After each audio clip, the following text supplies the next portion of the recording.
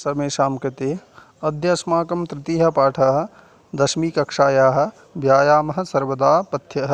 तो व्यायाम हमेशा लाभकारी होता है। तो एतस्मिन् पाठे अस्माकं 4 श्लोकाः अभवन्। पञ्चमः श्लोकः अद्य अस्माकम् अस्ति। 4 श्लोक हो गए थे, 5वां श्लोक हमारा है। न चैनं सहसा क्रम्य जराशमधिरोहति स्त्री भवति मांसं च व्यायाम अभिरतस्य च। तो इसका अन्वय हम देख लेंगे। जरा च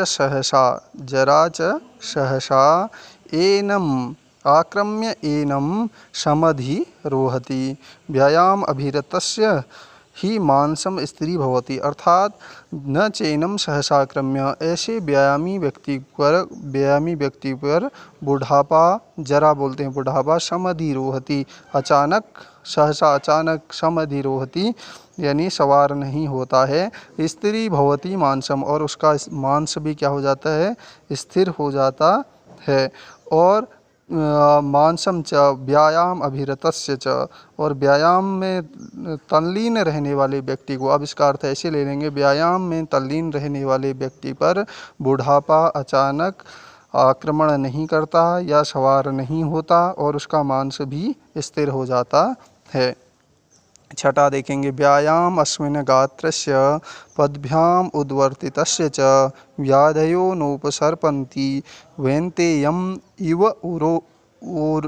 इवोरगाः वयोरूपगुणहीनमपि कुर्यात् सुदर्शनम्। ये हमारा छठा श्लोक है।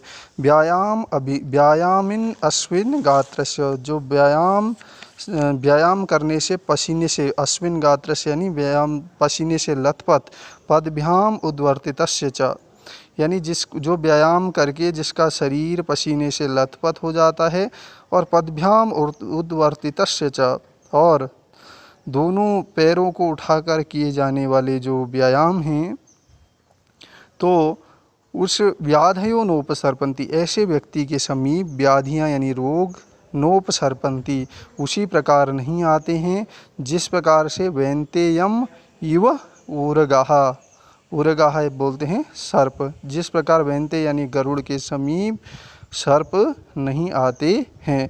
और वयो रूप गुणहीनम अपि, वय आयु, रूप और गुणहीन व्यक्ति का भी आप, हीनम अपि यानी जो आयु से, रूप से, गुणों से हीन व्यक्ति का भी आप कुर्यात सुदर्शनम, सुंदर उसका दर्शन कर सकते हैं, यानी वो सुंदरता प्राप्त कर सकता है।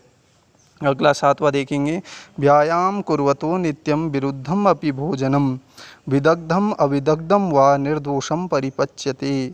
तो कहा व्यायाम कुर्वतो नित्यम, यानी जो नित्यम व्यायामम कुर्वतो, जो नित्य व्यायाम करते हैं, विदग्धम विरुद्धम अपि भोजनम, यदि वह विरुद्ध यानी जो शीघ्र ही पचने वाला न हो, विपरीत भोजन जिसे हम कहें, चाहे वह विदग्धम पूरी तरह पका हुआ हो, अविदग्धम वा या पूरी तरह अच्छे से पका न हो, निर्दोषम बगैर किसी दोष के वह परिपच्यते यानी पच जाता है। यह हमारा हो गया 7वां श्लोक। 8वां देखेंगे। व्यायामो हि सर्वदा पथ्यो बलिनाम स्निग्ध भोजिनाम सच शीते बसंते च तेषां पथ्यतमः स्मृतः। फिर कहते हैं स्निग्ध भोजिनाम, स्निग्ध भोजिनाम यानी चिकनाई से युक्त जो भोजन है, बलिनाम, स्निग्ध भोजिनाम बलिनाम यानी जो चिकनाई से युक्त भोज्य पदार्थों को खाने वाले हैं, वो स ही सदा पथ्यः, तो निश्चय रूप से वह व्यक्तियों के लिए वह व्यायाम सदा पथ्य होता है, यानी पचने वाला होता है, हितकारी होता है।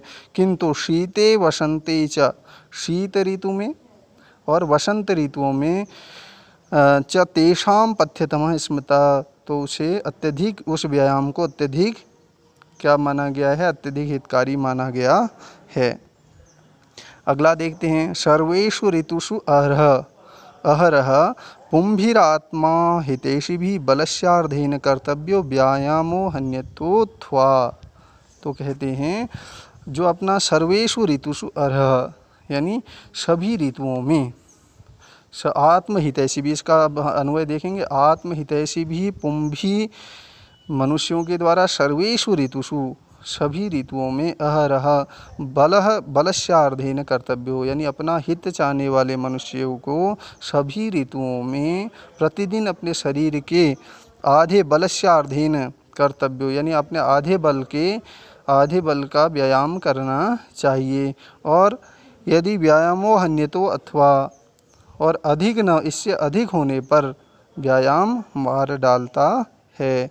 यानी जो मनुष्य अपना हित चाहते हैं वह सब ऋतुओं में प्रतिदिन अपने शरीर के आधे बल के अनुसार व्यायाम करें, अन्यथा व्यायाम न करने से भी या व्यायाम अत्यधिक न करने से भी मृत्यु हो सकती है। फिर देखिए 10वां बताते हैं, हृदय स्थान स्थितो वायुर यदा वक्त्रम प्रपद्यते। हृदय स्थान में स्थित, ठीक है, तो हृदय स्थान स्थितो वायु, यदि हृदय के स्थान में स्थित वायु यदा वक्त्रम प्रपद्यते, तो व्यायाम करते हुए,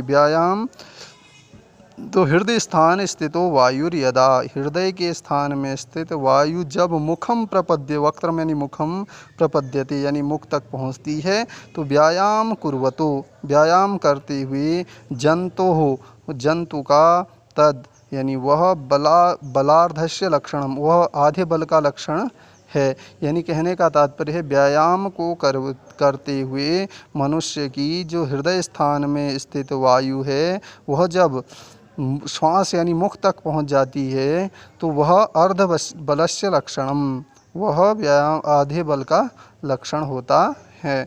अगला है वयो बल शरीराणि देश कालाशनानि च समीक्ष कुर्याद व्यायाम अन्यथा रोगम आपनुयात। तो वयो बल शरीराणि देश कालाशनानि च समीक्ष कुर्याद व्यायाम अन्यथा रोगम आपनुयात।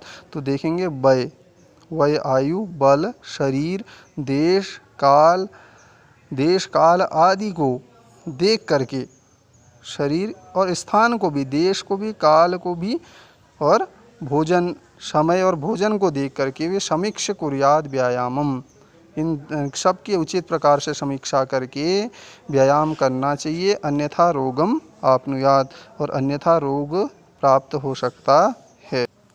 तो वायु, आयु, बल, शरीर, देश, काल, और अशनानि बोलते हैं भोजनानि, और भोजन आदि को की समीक्षा करके व्यायाम करना चाहिए, अन्यथा रोग भी प्राप्त हो सकते हैं। तो बच्चों आज हम इस पाठ को पूरा एक बार देखेंगे और इस पाठ का अन्वय मैं आपको PDF के माध्यम से भेज दूंगा और आप इसको अपनी कॉपी में लिख लेंगे। अस्तु, नमो नमः।